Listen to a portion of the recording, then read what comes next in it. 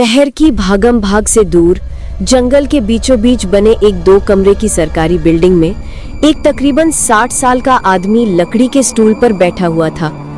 कमरे में बस नाम की ही रोशनी थी, जिसमें बहुत मुश्किल से उसका चेहरा दिखाई पड़ रहा था। उसकी आंखों के चारों ओर गहरे काले गड्ढे नजर आ रहे थे।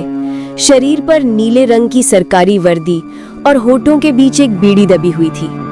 शून्य की ओर ताकते हुए वो लगातार बीड़ी के कश ले रहा था।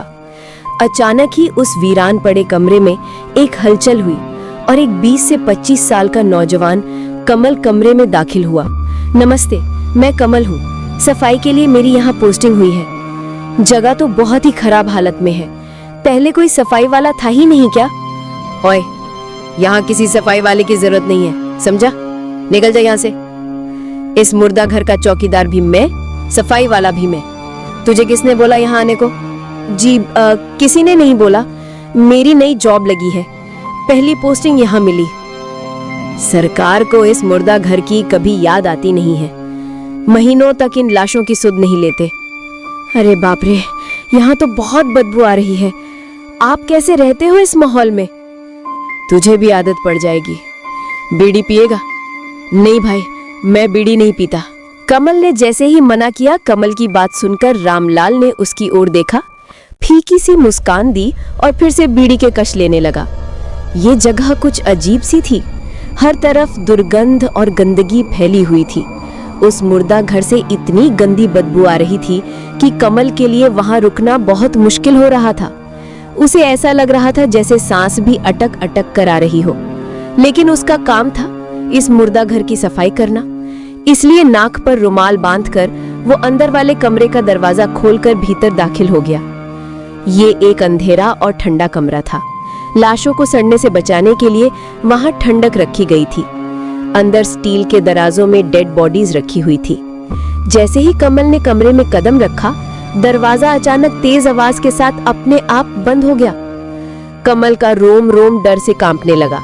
उसे ऐसा लग रहा था मानो इस अंधेरे कमरे में दराजों में बंद लाशें अभी उठ खड़ी होंगी और उसके सामने आ जाएंगी।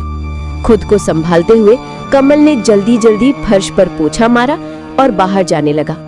लेकिन जब उसने वहां लगे लोहे के दरवाजे को खोलने की कोशिश की तो वो अपनी जगह से हिला ही नहीं। डर के मारे कमल पसीने से तरबतर हो गया। सूखते हलक से वो जोर जोर से दरवाजे को पीटने लगा, मगर जंग लगा वो दरवाजा मानो अपनी जगह पर जम सा गया था। काफी देर तक दरवाजा पीटने के बाद वो थक कर वहीं बैठ गया। तभी अचानक उसे अंधेरे में किसी के जूतों की चरमराहट सुनाई दी, जैसे कोई उसकी ओर बढ़ रहा हो। ये अंधेरा सुनसान मुर्दों से भरा कमरा था। ऐसे कमरे में किसी के कदमों की आहट सुनकर कमल की रूह कांप उठी। उसका दिल जोर जोर से धड़क रहा था। हिम्मत करके उसने हाथ में पकड़ी टॉर्च ऑन की और चारों ओर रोशनी घुमाई। कमरे में कोई नहीं था और वो जूतों की आवाज भी अचानक बंद हो गई। कमल ने गहरी सांस ली, लेकिन जैसे ही टॉर्च बंद की, ऊपर की दराज में से एक लाश धम से उसके सामने आ गिरी। कमल के मुंह से जोरदार चीख निकली और वो बुरी तरह कांपने लगा। कांपते हाथों से उसने टॉर्च उस लाश पर डाली तो सामने का नजारा देख उसके होश उड़ गए। लाश की हालत बहुत खराब थी। ऐसा लग रहा था मानो किसी जंगली जानवर ने उसे नोच खाया हो। सामने का दृश्य देखकर कमल का सर चकरा गया। अब एक पल भी उस मुर्दा घर में ठहरना उसके लिए मुश्किल था, इसलिए पूरी ताकत से वो चिल्लाया, भैया बचा लो मुझे।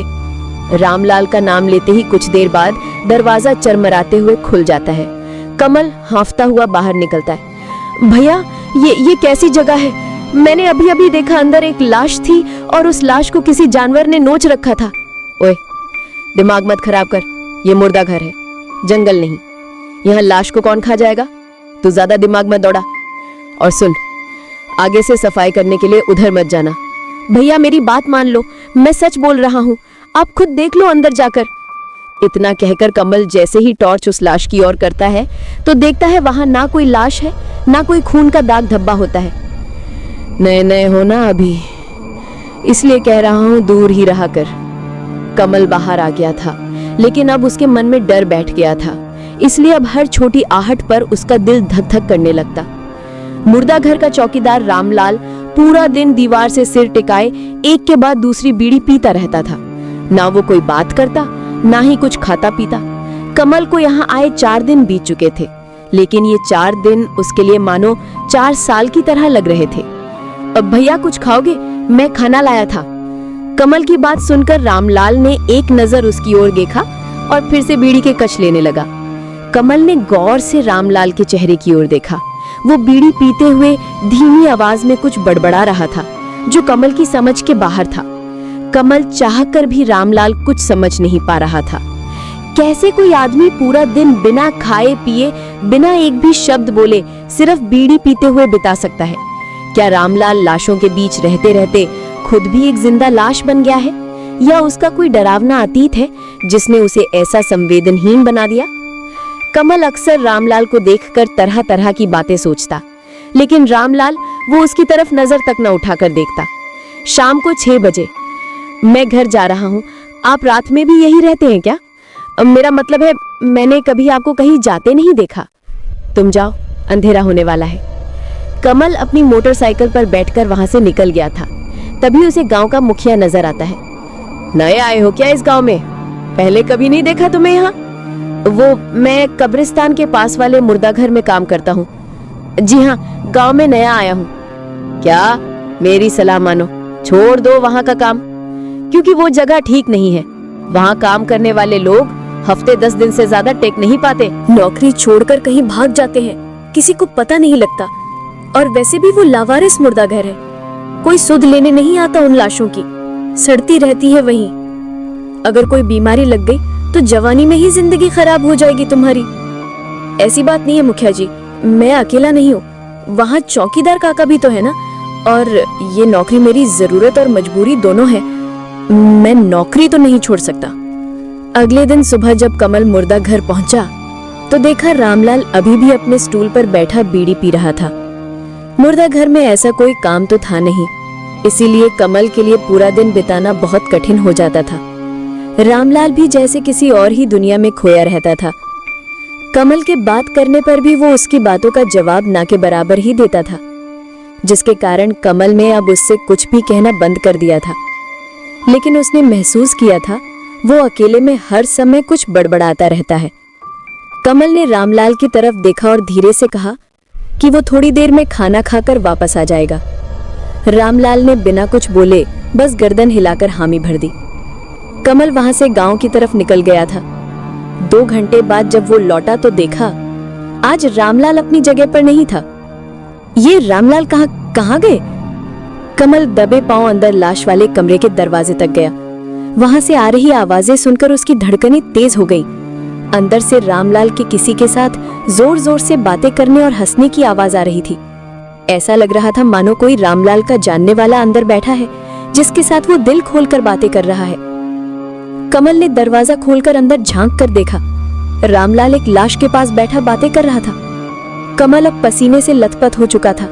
तेज कदमों से वो वापस बाहर वाली कमरे में आता है और धम से अपनी कुर्सी पर बैठ जाता है।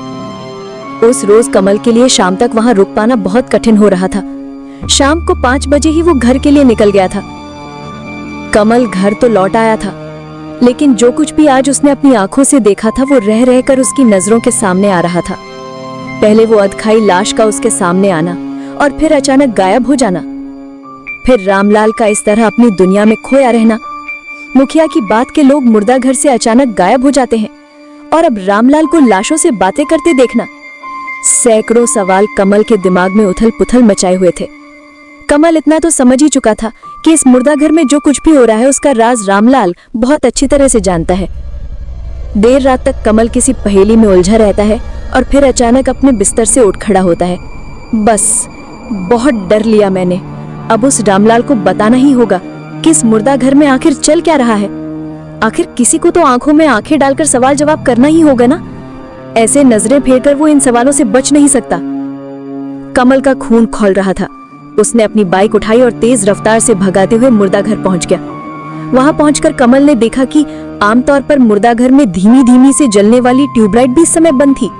पूरे मुर्दा घर में सन्नाटा छाया हुआ था। कमल ने अपने मोबाइल की टॉर्च ऑन की तो देखा रामलाल का कहीं कोई पता नहीं था।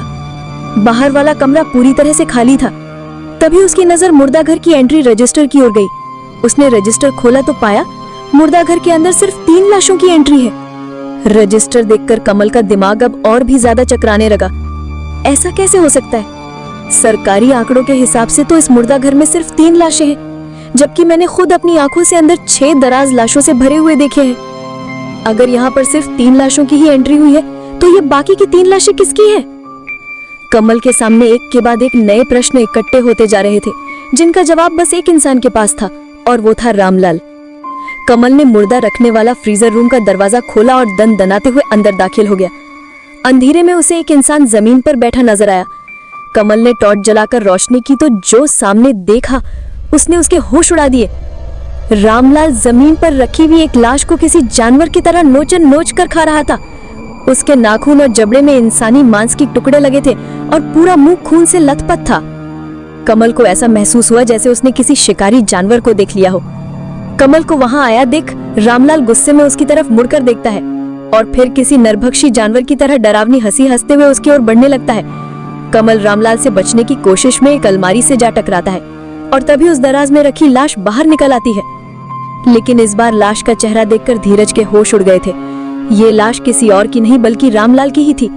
उसकी बंद आंखें खुले, सफेद होठ और फटा हुआ माथा उसे बहुत डरावना दिख रहा था। इसका मतलब रामलाल, जिस रामलाल के साथ मैं इतने दिन से रह रहा हूँ, वो एक मुर्दा था।